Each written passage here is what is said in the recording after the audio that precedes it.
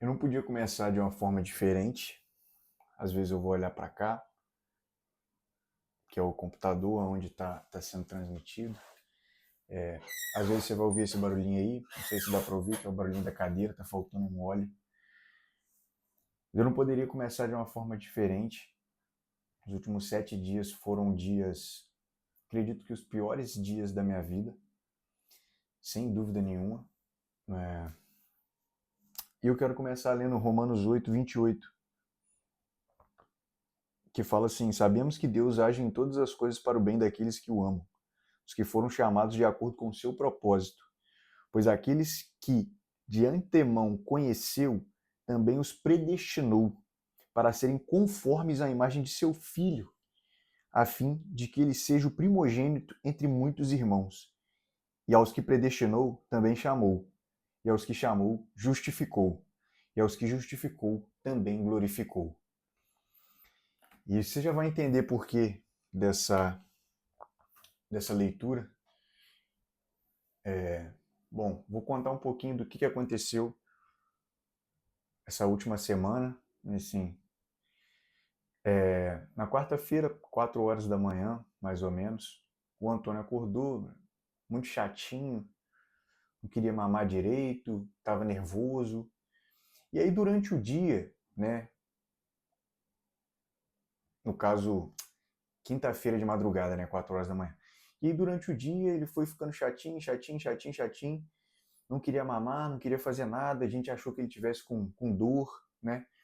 Falamos com a pediatra, ela recomendou uma dosezinha de remédio e tal, tomou o remédio e apagou. Simplesmente apagou e a gente ficou muito preocupado, porque ele mama muito, ele é muito guloso e, de certa forma, é, ele não estava mamando. E aí apagou com um remédio e não mamava. E a gente tentava acordar e nada acontecia.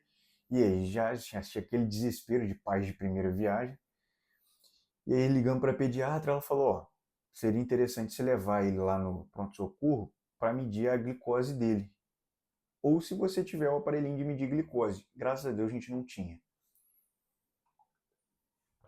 Levamos ele e a gente chegou lá, a glicose estava boa, mas ele estava com taquicardia, um ataque supra. E o batimento dele estava em 290 e poucos. E aí, por conta disso, provavelmente ele não conseguiu mamar. E, enfim, ficou enjoadinho, irritado. E a gente ficou doido, porque a gente não sabia o que fazer. E, bom, teve que internar, pegar acesso, uma doideira, cara, que você vê seu filho chorando muito e aquilo é desesperador. E isso era 11 horas, a gente saiu, acho que dão umas 10 e pouco, 11 horas, a gente saiu de casa na quinta-feira e fomos para lá e desde então a gente ficou uma semana lá, voltamos sexta, mais de uma semana, 8 dias, né? Voltamos sexta. Entre indas e vindas, eu, minha esposa e minha sogra, que ajudou a gente de uma forma que não tem nem palavra para falar isso, porque assim, foi de fato um pilar essencial. Se não tivesse ela aí, enfim, seria muito mais difícil para a gente, com toda certeza, assim. E foi muito doido, porque o primeiro dia, de fato, foi sexta-feira. Sexta-feira, sendo o primeiro dia dele, de noite tentaram reverter, não conseguiram reverter a taquicardia, só foram reverter de manhã, quando aumentaram a dose lá da adenosina, por exemplo. E a gente doido, você fica maluco, você não dorme direito, você não dorme, na verdade. E aquela tensão, aquilo tudo que eu já vou falar para vocês onde eu vou chegar, mas eu quero contextualizar bem a história, porque foi algo assim desesperador. Porque coração é um órgão vital para o organismo. Então, se ele fica muito tempo batendo muito rápido, ele descompensa um monte de coisa. E a gente doido e, cara, só sabia falar com Deus, pedir a Deus, sei lá, para ele operar o milagre e tudo mais, enfim, e você fica desesperado, de fato você não sabe o que fazer, né? Você faz de tudo um pouco. Eu vou contar um pouco depois também o que foi acontecendo, o que eu fiz, né? Enfim. E aí, sexta-feira de manhã, conseguiram reverter, graças a Deus. Só que ele precisava de um remédio e o remédio demora a impregnar no organismo. Então, ele poderia ter novos ataques. até esse remédio impregnar. Demora uns 3, 4, às vezes até mais dias para impregnar e ele começar a fazer o efeito. E ajustando a dose do remédio também, né? E nesse primeiro dia ele ia fazer os exames, né? Um eletrocardiograma mais a fundo, ele fez quando chegou, mas teve que fazer um mais a fundo. E aí também uma eco do coração para entender. Naquele momento você fica com na mão. Porque e se seu filho tiver um problema de coração e tiver que operar? Né? E aí a gente, cara, a gente ficou desesperado de fato. E aí a tranquilidade veio quando a gente descobriu que não era nada, era uma imaturidade do organismo dele. É como se um fiozinho ficasse desencapado ali no circuito elétrico do coração e, de vez em quando, passa por aquele fio ali uma... Eu não sou médico, então não vou saber explicar direito, né? Mas passa ali uma corrente e ele descompassa o ritmo, ele fica em taquicardia e provavelmente quando o coraçãozinho dele for crescendo, né, ao longo dos anos de vida dele, ao longo de um ano, aí pode ser que isso suma e nunca mais apareça ou aconteça. Não é comum, né? Fala assim, pô, todo mundo nasce, não.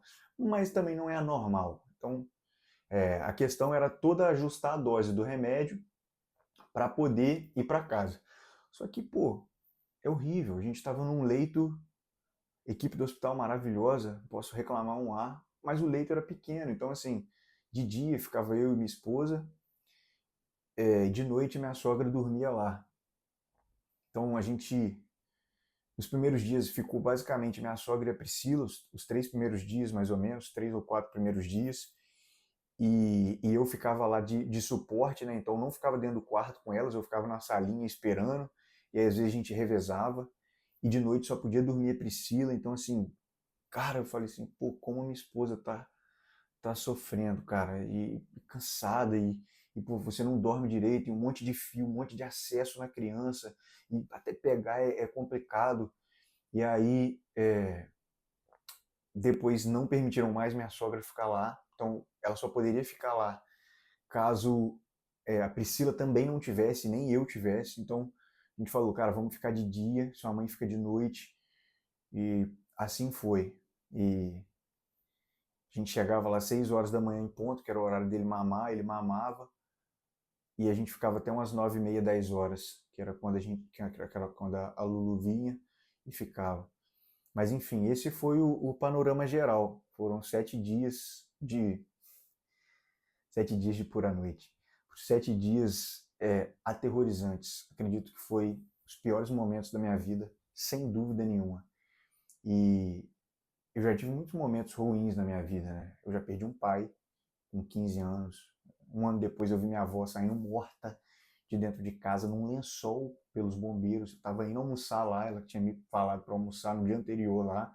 E aí eu chego lá na hora do almoço, depois da escola, eu vejo ela amarela, pálida, saindo num lençol. Então, assim, tive momentos, mas nada se compara com isso. E aí eu quero falar sobre esse evento e contar como Deus trabalhou muitas coisas dentro do meu coração, dentro do coração da minha esposa também, dentro do coração da minha sogra, eu tenho certeza, mas eu quero contar a minha experiência. Já tem um tempo que eu venho conversado com Deus, pedindo a Ele para me mostrar como eu posso atuar mais para o reino dele aqui na Terra. Como eu posso me entregar mais para isso. E tenho conversado sinceramente com Ele. Quais palavras Ele quer colocar no meu coração. Enfim. E acontece isso tudo. E nisso tudo, são 7 horas eu tô tomando café. Malucaço. Mas vamos lá. Me perdi. Mas vamos lá. Falando com Deus e tal, e acontece isso tudo. E no primeiro dia, na sexta-feira, né, no primeiro dia de fato, onde a gente não sabia de nada, não sabia se ele tinha problema no coração, não sabia o que era de fato, a gente estava, entre aspas, a Deus dará, né, diria o ditado. eu fiz uma das orações mais difíceis que eu podia ter feito. Eu falei com Deus.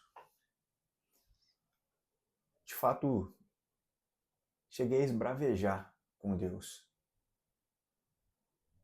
Que sozinho eu não conseguia fazer aquela oração. Eu precisava da ajuda dele. Sozinho, se eu botasse o pé na água, e assim eu falei com ele, eu vou afundar, Deus. Eu vou afundar. Eu não consigo ficar focado em você para andar sobre as águas. Eu vou afundar. Eu vou pisar e vou afundar. Eu não vou conseguir. Mas eu sei que no momento em que eu afundar, sua mão está lá para me pegar. E a oração mais difícil que eu fiz na minha vida foi entregar a vida do meu filho para Deus e confiar que ele faria o melhor. Muitas vezes a gente entrega as coisas para Deus, só que a nossa confiança está em ele fazer o que a gente quer que ele faça. E não é da vontade de Deus que o meu filho ficasse nessa situação, não é da vontade de Deus que desastres aconteçam, que desgraças aconteçam no mundo. Isso é consequência da queda, do pecado. Mas o milagre pode acontecer. E a gente deve orar pelo milagre. Só que a gente tem que confiar em Deus, a ponto de que a gente sabe que Ele vai fazer o melhor para a nossa vida. E é muito difícil você entregar. E eu entreguei, eu chorei muito mesmo. Eu acho que eu nunca chorei tanto na minha vida, eu sozinho dentro do meu carro, porque para minha esposa, para minha sogra, eu estava tentando passar uma certa confiança, uma certa tranquilidade, só que por dentro eu estava desmoronando. E eu não podia demonstrar isso porque eu não sou contra o homem chorar na frente da esposa, nem nada disso, mas existem momentos onde a gente tem que ser forte, a gente tem que ser, pelo menos, tentar ser um pilar. E eu fui chorar com Deus. Eu falei, Deus, eu não consigo sozinho, cara. Mas eu vou te entregar a vida do meu filho. Eu vou te entregar nas suas mãos a vida do meu filho. E aí veio muito forte na minha cabeça esse versículo. Tudo coopera para o bem daqueles que amam a Deus, são chamados segundo o seu propósito, e o resto do versículo. E aí eu comecei a olhar a situação de uma forma diferente. Obviamente, meu coração ainda estava acelerado, minha cabeça ainda estava uma confusão, mas eu tinha entregado para Deus. Eu tinha entregado nas mãos dele. Não para fazer o que eu achasse melhor, mas para fazer o que ele quisesse fazer. E Deus começou a mostrar para mim algumas coisas. E assim, eu não digo nem mostrar nessa questão de revelação, não é nada disso, é muito mais sutil que isso. Deus começou a falar no meu coração sobre uma palavra. E essa palavra é autoesquecimento. E hoje, para mim, essa palavra é a chave de muita coisa. Autoesquecimento. Em nenhum momento, quando começou tudo isso, eu pensei em mim. Em nenhum momento. Aí você fala, João Lucas, mas aí você nunca vai pensar. Você não ia pensar mesmo, pô. Não, mas eu tô falando, eu não pensei em mim em nenhum momento no seguinte, de que eu entregaria a minha vida. De que se fosse para falar assim, ó, um trator tem que passar em cima de você para o seu filho ficar normal, eu já estaria embaixo do trator. Hoje eu entendo o que muitos pais falam.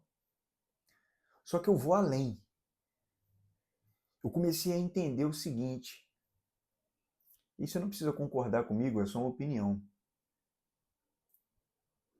que Deus trabalha muito quando a gente se torna pai, e a gente tem uma oportunidade muito grande quando a gente se torna pai e mãe de praticar o autoesquecimento. E eu já vou falar um pouco mais sobre esse autoesquecimento e o que Deus falou muito no meu coração. Mas eu acho que existem 3 tipos de pais e mães. Aqueles que recusam a paternidade, e esse a gente nem precisa falar. Aqueles que abraçam a paternidade e de fato entendem que o centro não é mais você, o centro é seu filho, e tudo gira em torno dele, as suas necessidades praticamente morrem. Isso é muito maneiro. Eu acho que isso é muito importante, porque isso nos traz um senso de autoesquecimento, de nos tirar do centro e não pensar mais em nós mesmos. Isso é muito bom. E eu já vou falar o porquê que isso é muito bom. E talvez você que já esteja vendo aqui já entenda por que isso é muito bom. Só que esse segundo tipo fica só em relação ao seu filho, esse autoesquecimento. E aí vem o terceiro tipo, que era o tipo que eu sentia que Deus queria trabalhar no meu coração. Eu sou uma pessoa egoísta. Eu sempre fui uma pessoa muito egoísta. Eu sempre fui um cara que pensou sempre no meu primeiro. Era a minha rotina, né? Pô, se alguma coisa atrapalhasse a minha rotina, eu ficava para morrer. Às vezes eu não mandava mensagem para amigos porque eu estava corrido. Às vezes eu não ligava nem para minha mãe e para minha avó durante um tempasso. E eu achava assim, não, é porque eu sou assim mesmo. Não, não sou assim mesmo, não. Eu sou egoísta. E desde o meu casamento isso veio sendo quebrado. Mas na paternidade foi muito. Eu entendi que Deus estava tratando isso no meu coração. E esse terceiro tipo veio com a seguinte questão. Você não é mais o centro. Você esqueceu de você. Isso em relação ao seu filho. Só que isso não pode ser só em relação ao seu filho. Isso tem que ser em relação ao todo. Você não pode mais se colocar no centro das coisas. Você não pode mais olhar só para os seus desejos, suas vontades, o que você quer, sua rotina. Só que não só em relação ao seu filho, em relação ao todo, ao próximo. Em relação ao próximo.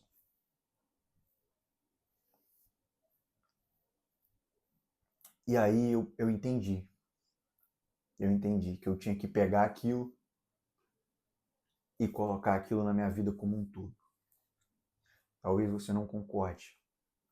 Mas eu não estou aqui para você concordar ou discordar, eu estou aqui para contar a experiência. E tomara que isso dê uma pontadinha em você. Porque foi como uma bola de demolição em mim.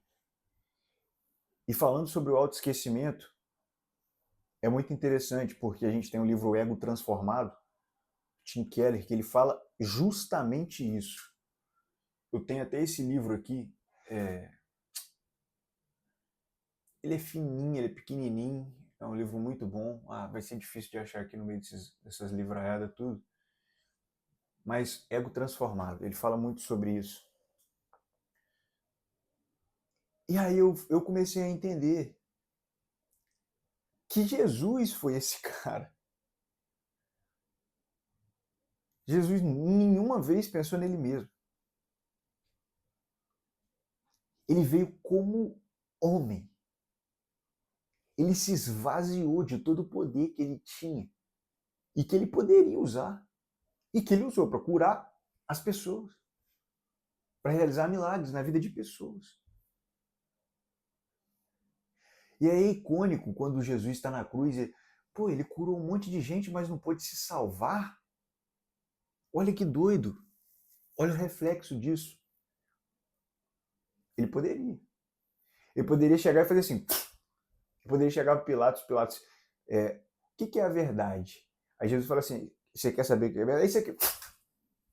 Acabou tudo, explodiu tudo, sumiu tudo. Acabou aquela galera toda. Trono de glória. Mas não. Ele se esvaziou e assumiu o papel como servo. O servo não pensa em si mesmo. O servo não pensa em si mesmo. O servo serve. Ele esquece dele. E aí me veio de novo esse versículo. Só que eu não lembrava do final dele. que era, pois aqueles que de antemão conheceu também os predestinou para serem conformes à imagem do seu filho.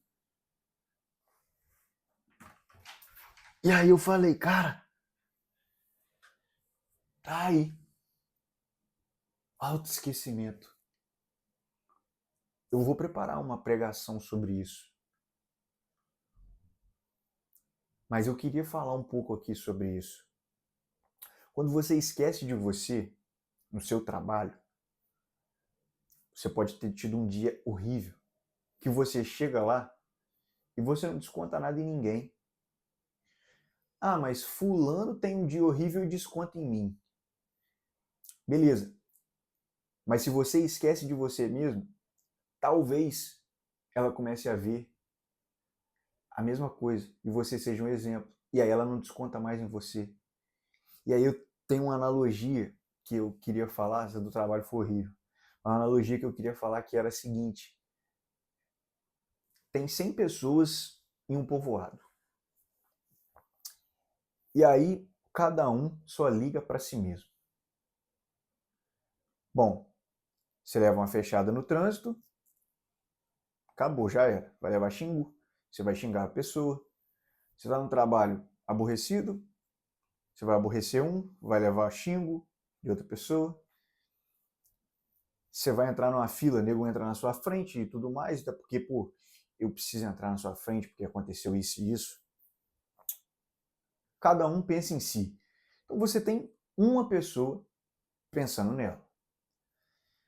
Agora, e se a gente faz igual Jesus? Esquece de nós mesmos e pensa nos outros. A gente tem uma pessoa nesse povoado pensando em 99. Você não tem mais uma pessoa pensando em você. Agora você tem 99 pessoas pensando em você. E você não precisa pensar em você. E o que isso vai te trazer? A história do povoado só foi para entender. O que isso vai te trazer? Isso vai te trazer leveza. Isso vai te trazer menos ansiedade. Isso vai te trazer menos medo. E aí é muito doido que me veio na cabeça também aquele versículo: o verdadeiro amor lança fora todo medo. E aí eu fiquei pensando, cara, o que é o medo? O medo ele está atrelado ao eu. O medo ele está atrelado a coisas que estão conectadas a mim.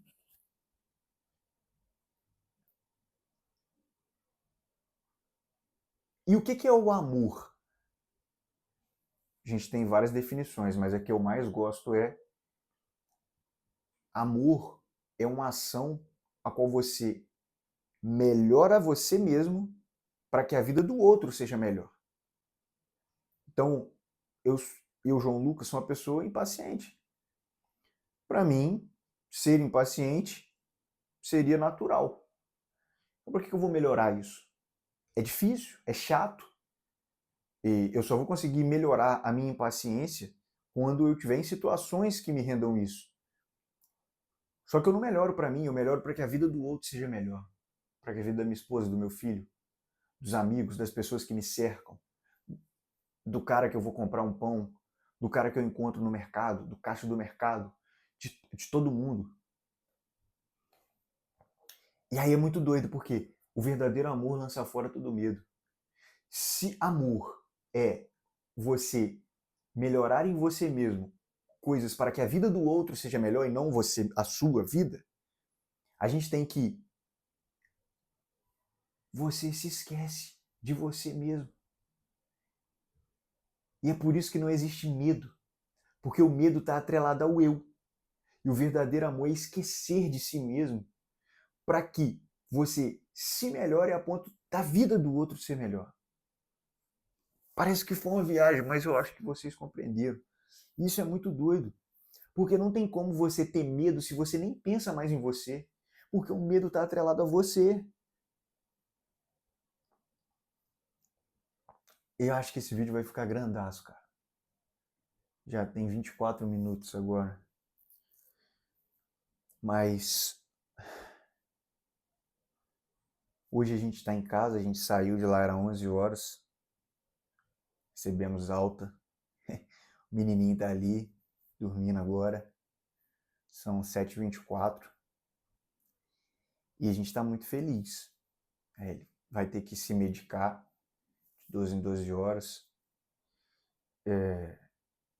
Mas graças a Deus a gente já tem essa vitória. A gente é muito grato a Deus. E tudo coopera para o bem daqueles que amam e são chamados segundo o seu propósito.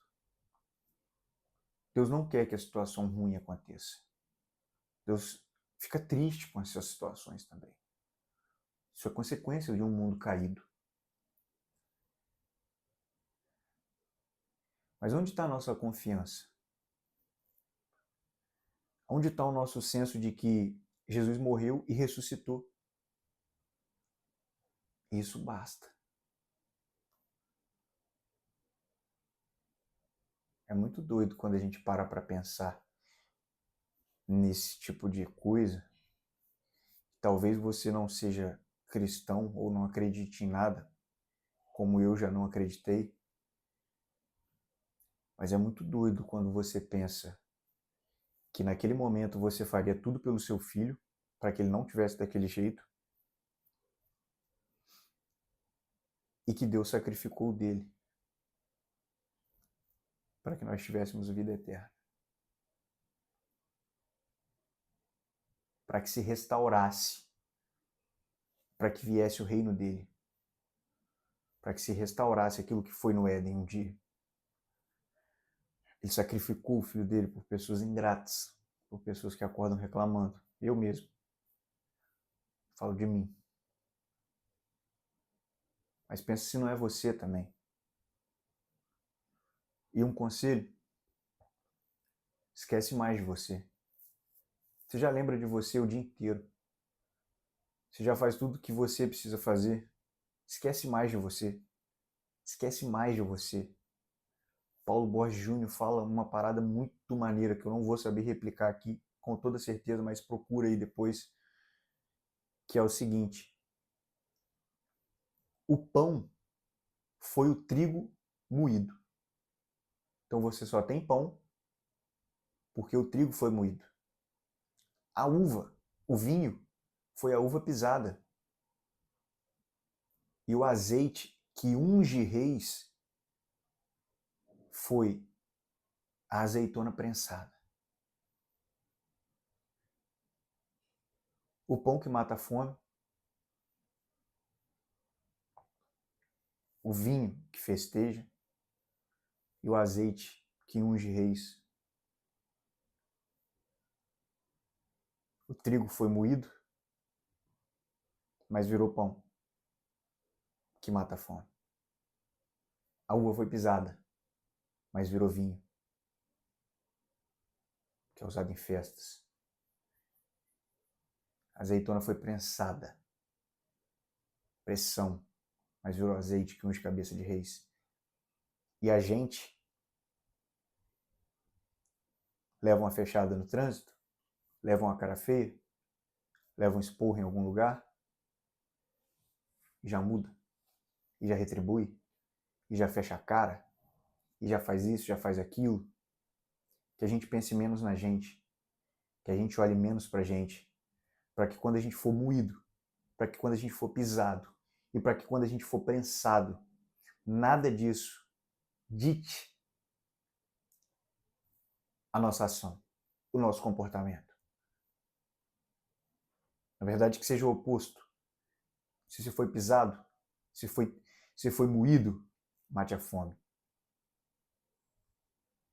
Se você foi pisado, festeje. Se você foi pressionado, prensado, apertado, unja. Vamos pensar menos na gente. A gente já está pensando demais. Hoje é tudo eu. Hoje a nossa cabeça só funciona centrada no eu, no individualismo. E a nossa cultura, ela só prega isso. Ela só prega isso. Vamos esquecer mais da gente. Esquece um pouco de você. Sabe? Tira seus desejos. Tira seus desejos, tira suas vontades, tira isso do centro, se entrega mais. Se somos pequenos cristãos, temos que viver como Cristo viveu. Cristo se entregou. Jesus foi o Cristo porque ele morreu por nós, ele se entregou. Ele esqueceu dele mesmo, ele se esvaziou. Cara, quanta gente que se tivesse um pouquinho de poder pisaria em tantas outras. Jesus teve todo o poder, mas se esvaziou. Escolheu se esvaziar. Escolheu ser servo. Mas a gente não pode receber uma resposta truncada que já... fulano falou assim comigo. Tô falando isso olhando para a câmera, mas é como se eu estivesse olhando para mim aqui, ó. Aí fulano te dá uma respostinha aí, você fala, falou assim comigo, não sei o quê. Quem ele pensa que ele é para falar assim comigo? Esquece de você. Desinfla esse ego.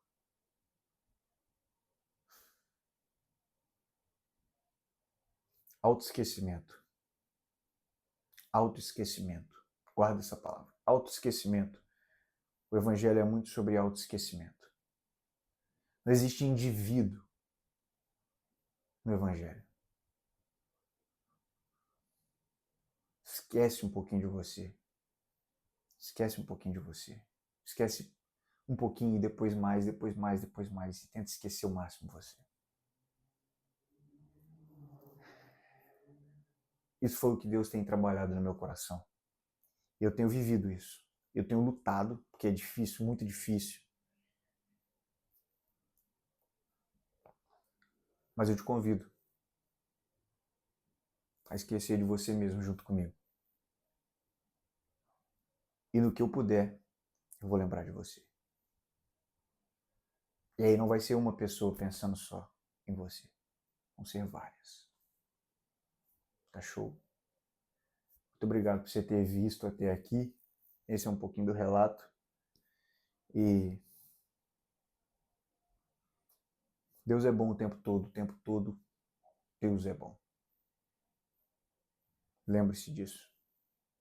Lembre-se disso. Valeu.